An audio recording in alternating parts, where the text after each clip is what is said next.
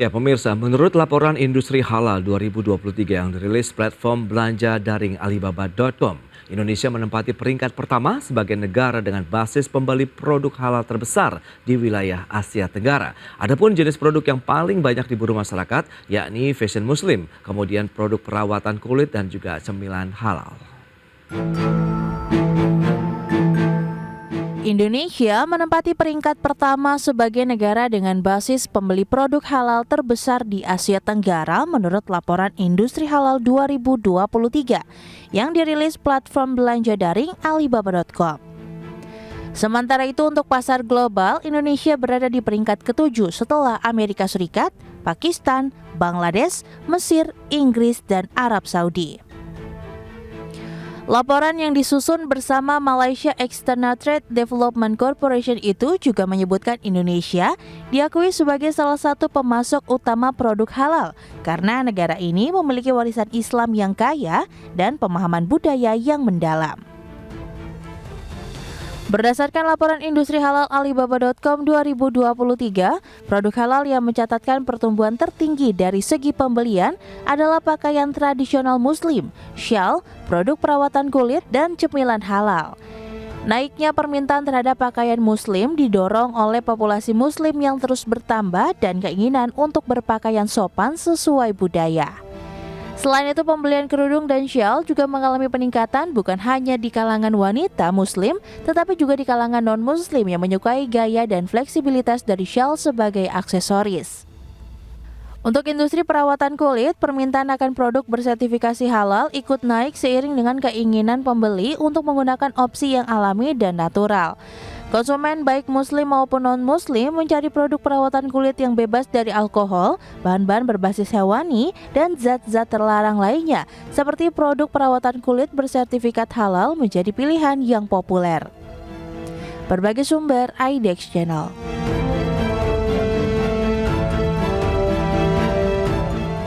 Ya, sementara itu sebagai upaya memperluas jaringan produk halal Indonesia secara global, Wakil Presiden Kiai Haji Ma'ruf Amin bertemu sejumlah pengusaha Tiongkok yang bergerak pada sektor halal. Wapres mengundang para pengusaha untuk berinvestasi produk halal di Indonesia. Sebagai upaya memperluas jaringan produk halal Indonesia secara global, Wakil Presiden Kiai Haji Ma'ruf Amin bertemu sejumlah pengusaha Tiongkok yang bergerak pada sektor halal di kantor perwakilan Lembaga Pengkajian Pangan, Obat-obatan, dan Kosmetika Majelis Ulama Indonesia atau LPPOM MUI Shanghai Al-Amin. Mengawali pertemuan, Wapres langsung mengajak para pengusaha tersebut untuk tidak ragu berinvestasi pada sektor industri halal di Indonesia. Menurutnya, produk halal memiliki potensi cukup besar untuk dikembangkan baik di Indonesia yang memiliki penduduk muslim terbesar di dunia maupun di kancah internasional. Untuk konsumsi Indonesia sendiri itu sudah cukup besar sebagai negara dengan populasi penduduk muslim terbesar di dunia, 230 juta, dan kemudian juga untuk diekspor ke berbagai negara. Dan kalau dihasilkan dari Indonesia, produknya akan lebih dipercaya lagi untuk di umat Islam di dunia. Karena itu kami mengundang para pengusaha di berbagai negara, khususnya di Tiongkok, untuk berinvestasi produk halal di Indonesia. Wapres menambahkan bahwa gaya hidup halal saat ini telah menjadi bagian integral dalam keseharian masyarakat muslim global. Menurutnya, konsumsi umat Islam sedunia untuk makanan halal pada 2021 mencapai 1,27 triliun dolar Amerika dan diproyeksi akan mencapai 1,6 triliun US dollar pada 2025. Berbagai sumber IDEX Channel. Ya, pemirsa, untuk membahas tema kita hari ini, Indonesia menjadi basis pembeli produk halal terbesar. Kita sudah tersambung melalui Zoom bersama dengan Bapak Aman Suparman. Beliau adalah Ketua Umum Asosiasi Produsen Produk Halal Indonesia. Selamat pagi, Pak Aman. Pagi, Pak Pras. Terima kasih. Salam sehat, Pak. Ya, salam sehat kembali Pak Pras. Terima kasih. Baik, terima kasih juga atas waktu yang disempatkan. Ini bicara mengenai produk-produk halal di Indonesia. Tadi sudah disampaikan Indonesia saat ini justru menjadi basis pembeli produk halal terbesar begitu. Apa yang bisa kita cermati? Apakah memang halal ini sudah menjadi bagian dari lifestyle masyarakat Indonesia saat ini atau seperti apa ini Pak Aman? Baik, terima kasih Pak Pras. Tentunya Indonesia sebagai negara dengan jumlah muslim terbesar di dunia, yaitu kurang lebih 239 juta ya, artinya 87% dari total penduduk, tentu ini jumlah yang menarik bagi negara lain untuk menjual produknya di Indonesia, khususnya produk halal. Nah, seperti yang pernah saya sampaikan, bahwa paradoks tentang Indonesia itu, kita masih menjadi konsumen terbesar produk halal di dunia.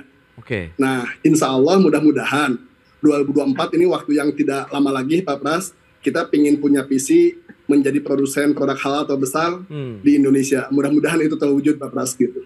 Baik, tapi bagaimana dengan data yang tadi sudah disampaikan bahwa Indonesia menempati peringkat pertama ini, negara dengan basis pembeli produk halal terbesar di wilayah Asia Tenggara. Justru kita memang menjadi konsumennya kah? Atau kita bisa menjadi produsen nantinya Pak Aman?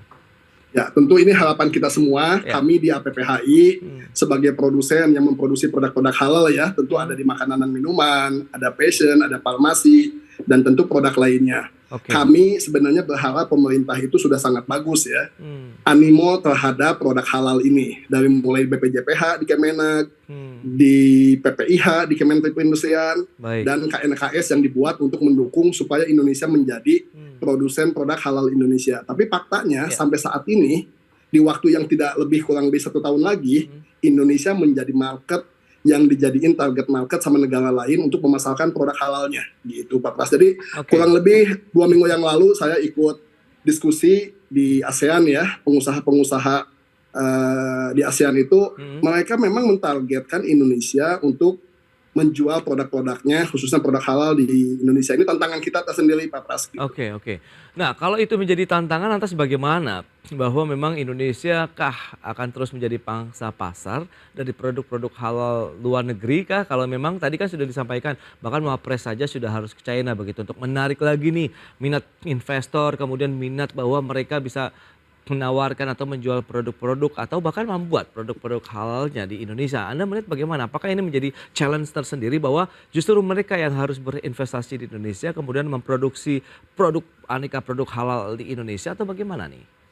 Ya, harapan kita sebenarnya investor itu masuk memproduksi produk halal di Indonesia. Dan tentu harapan kita mereka bisa menggandeng pengusaha lokal. Jadi kita tidak sekedar dijadikan tempat untuk investasi saja dan dijadikan market saja. Gitu. Itu dia. Kenapa? Karena kan di Indonesia itu ada pengusaha yang UMK, usaha mikro kecil ya. Ada usaha yang UMB. Nah mungkin yang UMB sudah bisa bersaing.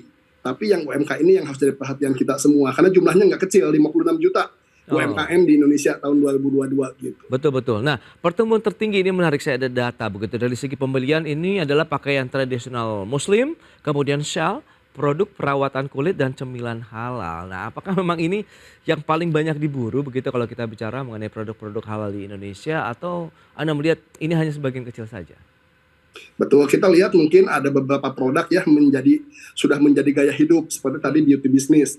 Di situ ada kosmetik, ada puluhan lah produk terkait beauty business. Dan makanan minuman tidak kalah besar, artinya ini yang paling besar karena dari spending produk halal 2 triliun itu 1,4 itu untuk makanan dan minuman.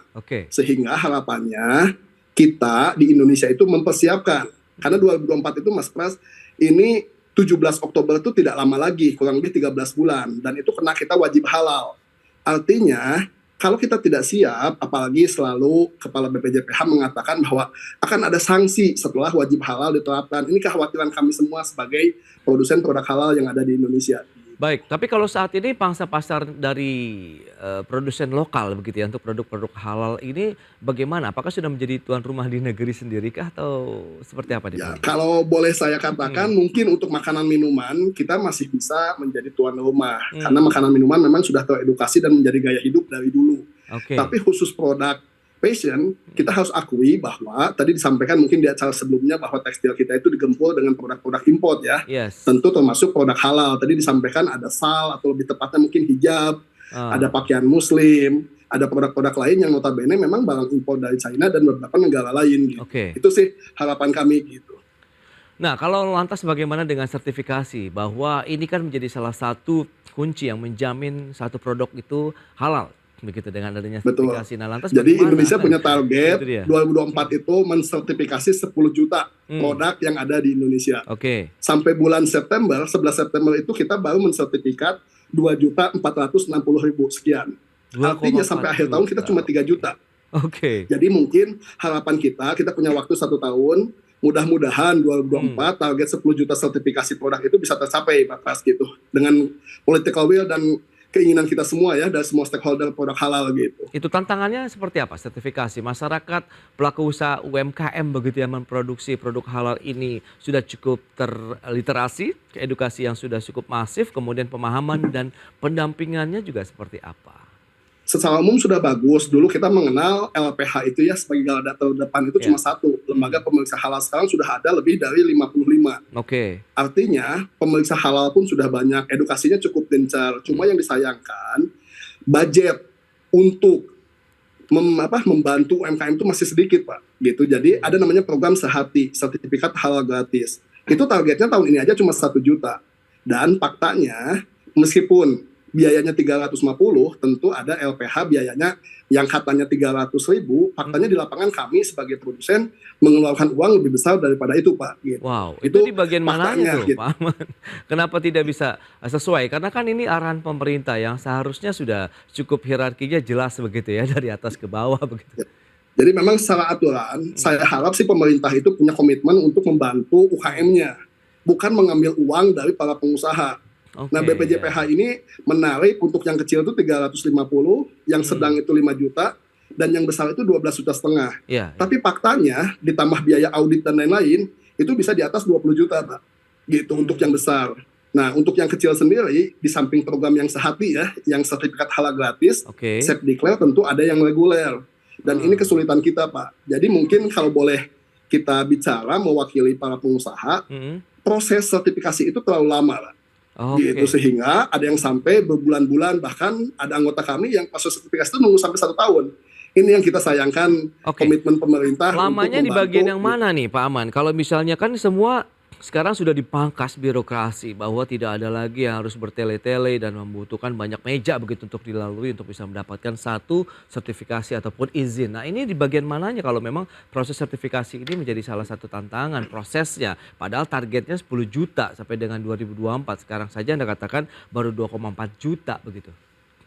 Jadi kami melihat bahwa belum bagusnya koordinasi antara stakeholder di industri halal. Saya ambil contoh, secara undang-undang kita sudah punya undang-undang JPH nomor 33 2014. Diperkuat dengan KMA, juknisnya lah gitu, bahwa yang termasuk sertifikasi itu misalkan di situ ada pangan, ada pakaian, ada kaos kaki. Tapi pada saat masuk ke Komisi Fatwa, itu susah juga Pak.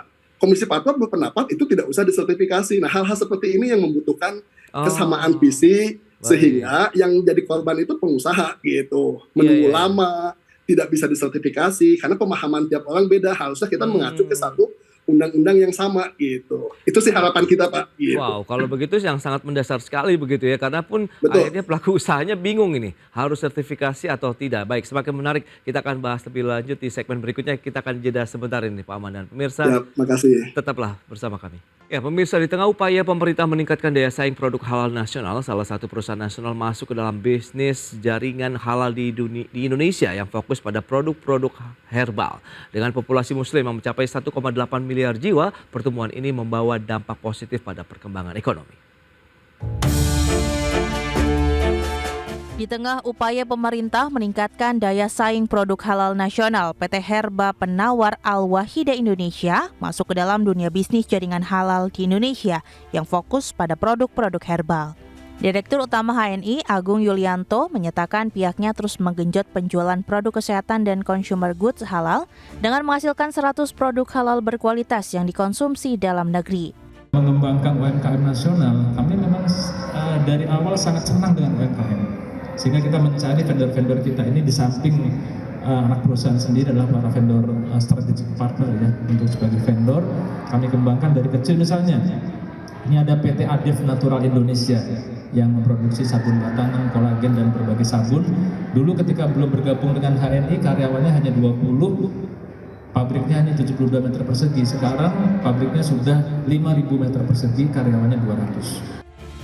Agung juga mengingatkan tentang potensi besar ekonomi muslim di dunia yang terus tumbuh. Dengan populasi muslim yang mencapai 1,8 miliar jiwa, pertumbuhan ini membawa dampak positif pada perkembangan ekonomi. Tim Liputan, IDX Channel. Ya, berikutnya kami sampaikan sejumlah data terkait dengan proyeksi belanja produk halal dunia. Ya, data selengkapnya bisa Anda saksikan di layar televisi Anda. Ini tahun 2025, kita lihat proyeksinya mencapai 3 triliun dolar Amerika. Kemudian di tahun 2030 ini naik lagi menjadi 4,9 triliun dolar Amerika. Itu dia proyeksi ya. Kemudian tantangan industri halal global. Ada fragmentasi lembaga halal, kurangnya standarisasi sertifikasi, kurangnya pengetahuan auditor terhadap produk halal, kepatuhan terhadap standar syariah, kemudian rendahnya literasi terkait dengan produk halal, kurangnya penelitian dan pengembangan, tidak adanya lembaga sertifikasi internasional, dan juga kurangnya pendanaan halal. Baik, kita lanjutkan kembali perbincangan bersama dengan Bapak Aman Suparman. Ya Pak Aman, kalau dilihat dari beberapa informasi yang tadi sudah disampaikan, data-datanya, proyeksinya belanja produk halal dunia ini juga luar biasa sekali ya. Kuenya begitu yang bisa harusnya dicicipi oleh Indonesia dengan penduduk muslim terbesar di dunia. Kemudian banyak sekali produsen-produsen halal yang tentunya masuk dalam asosiasi yang Anda ketuai saat ini begitu ya Pak Aman. Lantas bagaimana actionnya nih, upaya-upaya yang dilakukan bahwa kita harus bisa menjadi tuan rumah di negeri sendiri. Sertifikasi ini juga tidak harusnya menjadi tantangan lain begitu Pak Aman, silakan. Baik, terima kasih Pak Pras. Jadi saya lihat sebenarnya sudah ada keinginan yang cukup baik ya dari stakeholder halal khususnya pemerintah dengan membuat namanya KNEKS. Oke. Kita bicara industri halal itu nggak bisa parsial Pak Pras. Kita harus melihat sebuah ekosistem atau terintegrasi. Kita bicara tadi marketnya sangat besar ya, 2 triliun, bahkan nanti 2025 diprediksi akan menjadi 3 triliun, 2030 jadi 4,9. Tapi pertanyaannya, siapa produsen yang menikmati kue itu? Yes. Apakah kita cuma jadi penonton saja? Betul. Atau jadi konsumen saja? Itu pertanyaan yang harus kita pecahkan bersama. Karena secara regulasi, alhamdulillah undang-undangnya sudah ada nih 10 tahun yang lalu. Yeah. Dan dalam waktu jangka pendek, penahapan wajib halal itu udah tinggal 1 tahun lagi. Jadi kalau kita nggak siap-siap, nggak aware terhadap peluang ini, Yeah. ya jangan salahkan kalau pengusaha luar yang melihat peluang ini. Gitu. Nah, kalau lo melihat dengan beberapa tadi kan hal yang dasar saja bahwa sertifikasi ini wajib atau tidak, atau mungkin satu produk perlu disertifikasi atau tidak, ini saja masih belum ada satu suara begitu ya Pak Aman. Nah ini teman-teman dari asosiasi sendiri bagaimana menyikapi kondisi ini? Apakah perlu didudukan bareng-bareng begitu untuk kita urun-urun mencari satu solusi bersama, atau sudah ke arah mana sih sebenarnya kondisi yang tengah dilakukan teman-teman sendiri begitu Pak Aman? Ya kita berharap kalau kita bicara ekosistem, tentu kita nggak bisa berjalan masing-masing. Kita mengenal istilahnya ada triple helix, ada pentahelix, artinya pemerintah sebagai regulator harus melibatkan akademisi dan melibatkan dunia usaha sehingga ekosistem ini terbaik gitu. Jadi terbangun dengan baik sehingga bisa menyelesaikan permasalahan itu. Jadi kita nggak jalan sendiri-sendiri. Yang saya khawatirkan sebenarnya anggaran kita untuk membantu produk halal itu besar Pak. Di Kemenag kita ada BPJPH, kita di Kementerian Perindustrian ada, di Kemendag ada, tapi saya mungkin sedikit mengkritik dari dunia usaha. Jangan terlalu banyak membuat kegiatan-kegiatan yang menghabiskan dana cukup besar, seperti UO dan lain-lain. Fokuslah terhadap sertifikasi pelaku-pelaku usaha, yang selama ini masih kurang menurut saya. Gitu.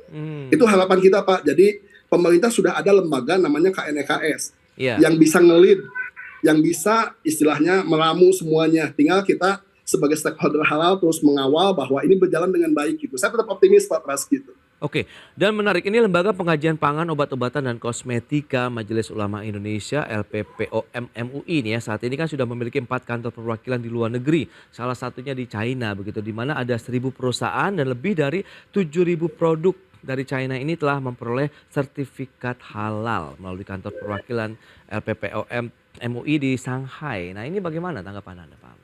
Ya kalau kami melihat dari industri dalam negeri sebenarnya menyambut baik ya. Artinya kita sebagai konsumen diuntungkan mendapat produk yang dijamin kehalalannya. Tapi dalam konteks produsen, tentu ini menjadi tantangan tersendiri, Pak.